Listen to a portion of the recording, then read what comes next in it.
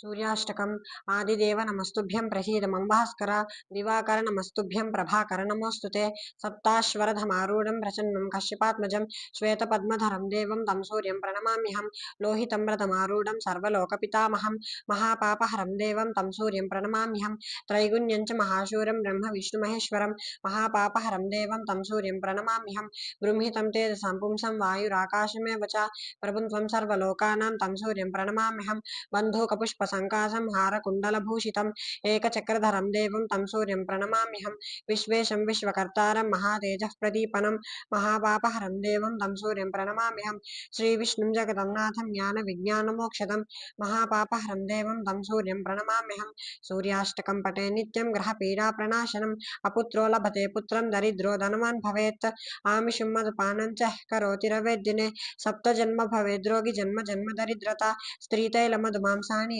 स्वजन्तुरवेद्दिने नव्याधिशोकदारिद्र्यं सूर्यलोकं स गच्छति ॐ मित्ररविसूर्यभानुखगपूष हिरण्यगर्भा मरीचादित्यसवित्रो अर्कभास्करेभ्यो नमः।